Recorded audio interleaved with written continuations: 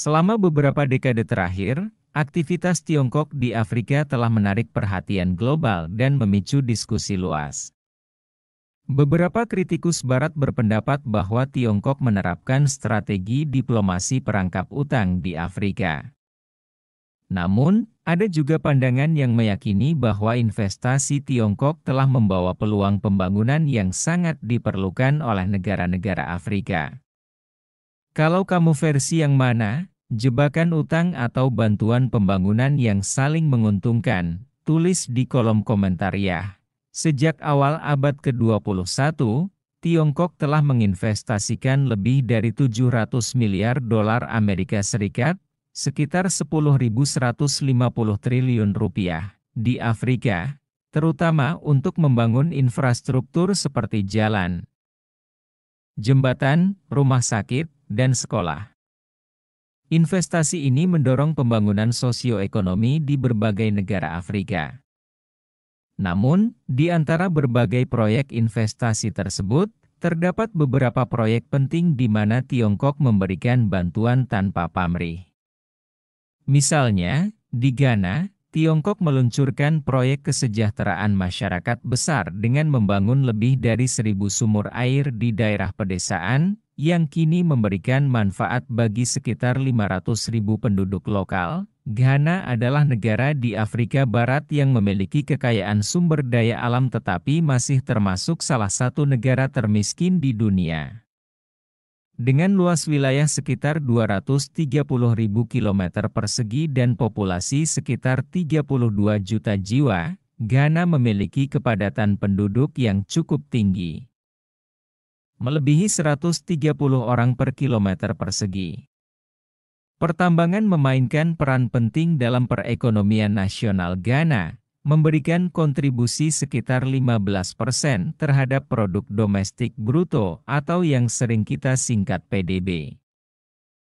Sumber daya mineral utama Ghana termasuk emas, berlian, bauksit, mangan, dan minyak.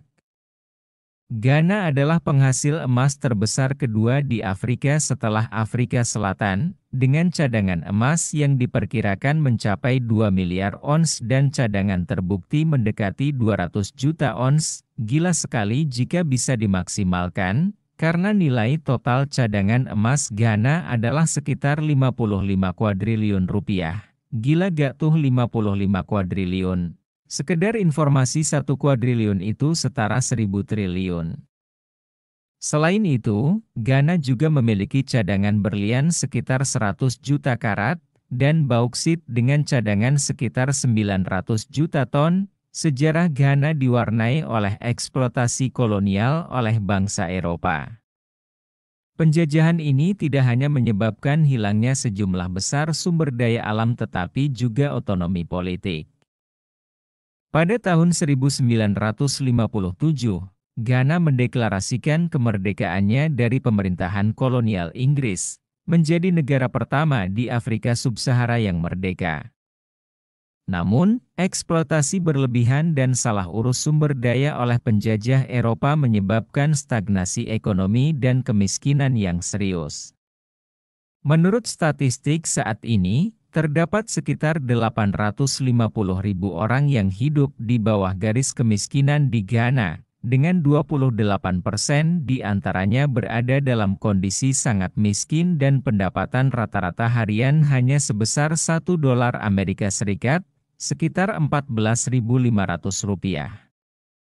Pada tahun 1983, Ghana mengalami kekeringan parah yang menghancurkan hampir semua tanaman pangan dan padang rumput, menyebabkan kekurangan pangan yang serius dan krisis air.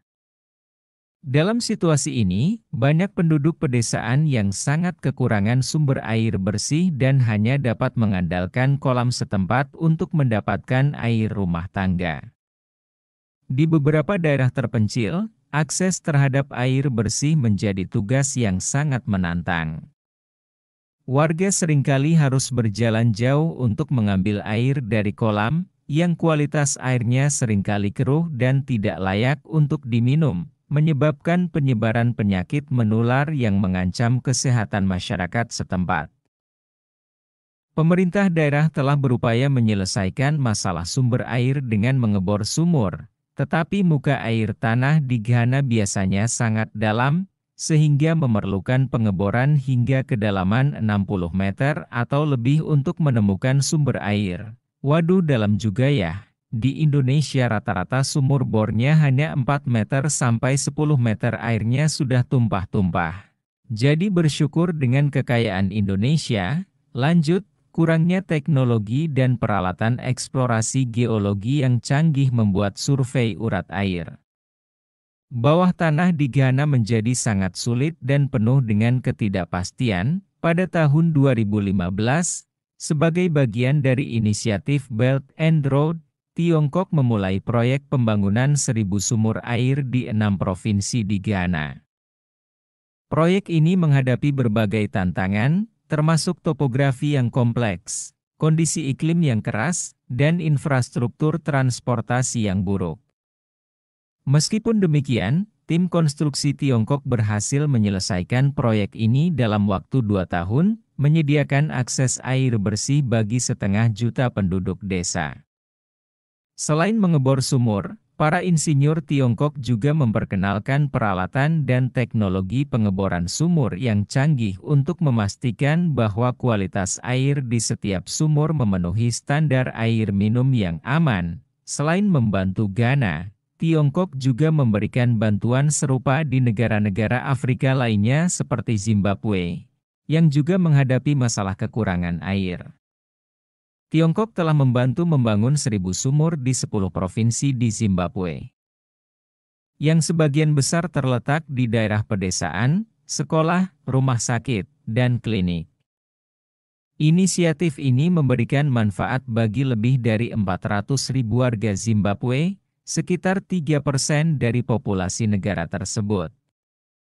Bantuan Tiongkok di Afrika sering dipandang sebagai bentuk kerja sama yang lebih berkelanjutan tanpa syarat politik yang mengikat, berbeda dengan bantuan dari beberapa negara barat yang sering disertai dengan syarat-syarat tertentu.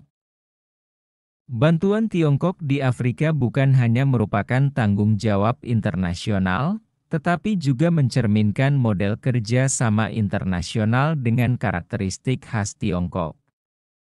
Tiongkok berfokus pada penghormatan terhadap otonomi dan kebutuhan aktual negara-negara Afrika. Dalam konteks ini, bantuan Tiongkok sering dilihat sebagai pendekatan yang lebih berkelanjutan dan bebas dari kepentingan politik yang mungkin ada dalam bantuan negara-negara Barat. Bantuan Tiongkok di Afrika tidak hanya meningkatkan kondisi kehidupan masyarakat lokal tetapi juga memperkuat hubungan bilateral antara Tiongkok dan negara-negara Afrika.